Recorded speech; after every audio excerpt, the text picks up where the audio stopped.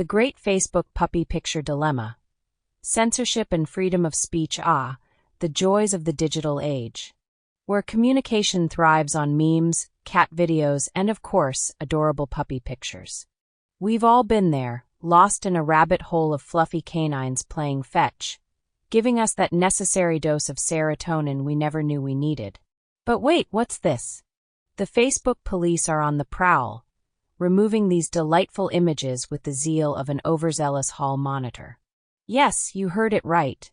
The battle against puppy pictures has escalated to new heights, and with it, the conversation around freedom of speech has been reignited. What's going on with the Facebook police? In recent months, the phenomenon of social media censorship has taken center stage. Picture this. You're mindlessly scrolling through your feed, a warm cup of coffee in hand, and suddenly tragedy strikes. The cute video of a puppy doing somersaults gets flagged for violating community standards. Can you imagine? The furry little fellow merely wanted to show off his moves, yet he's met with the harsh hand of censorship.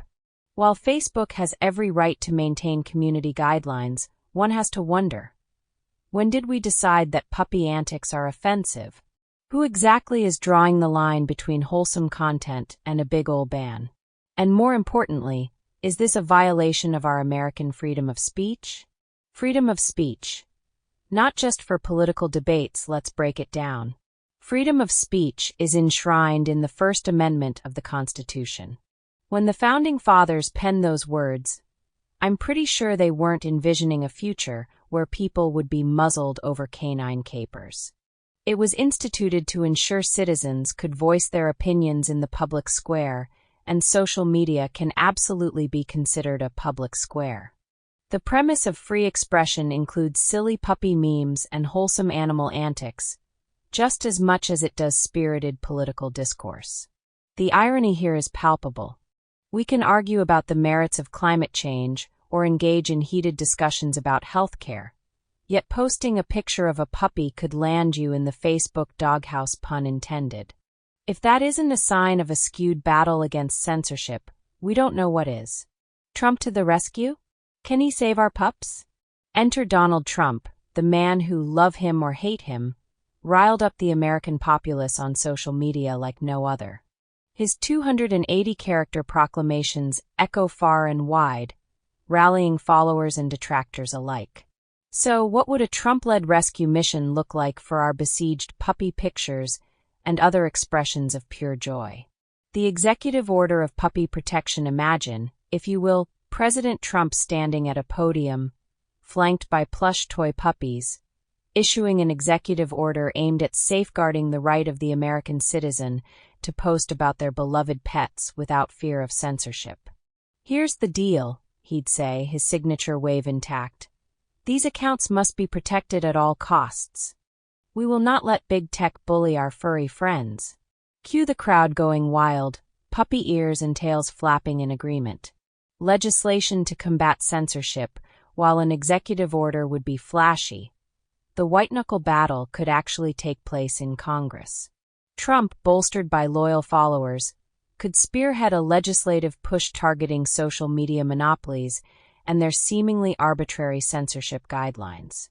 If Facebook can ban cute puppies, who's next? Uncle Dave's cat photos. He might rally in a fiery speech. The proposed legislation might include strict guidelines on what constitutes offensive material, allowing for more selfies with adorable paws. If it's cute, it's protected, could become the motto, while lawmakers wrestle over definitions of cuteness in digital law. The public outcry for puppy freedom, of course. Let's not forget the power of the people. If anyone knows how to rally a crowd, it's Trump. Can you imagine the social media campaigns that would erupt from this? Hashtags like #FreeThePuppies and #PupperRightsAreHumanRights would flood timelines, uniting red and blue states alike in a furry frenzy of freedom. The drop-in participation rates for puppy photo contests could align more people than political ads do. Who could resist jumping aboard a grassroots movement to save their beloved canine content? With Trump at the helm, the fervor would be impossible to ignore. What can we do, you ask?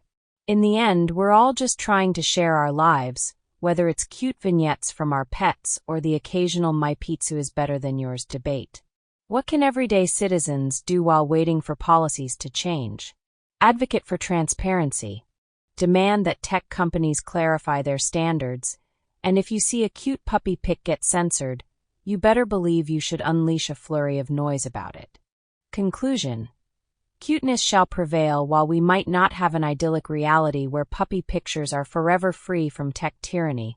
The time for dialogue is now. With leaders, everyday heroes, and the formidable resolve of dog lovers across America, we stand a chance to reclaim our scrolls and reignite the jubilant spirit that puppies embody. Because at the end of the day, nothing screams freedom quite like an unfiltered puppy photo. So grab your phones, muster your best dog puns, and prepare to engage in epic battles of cuteness.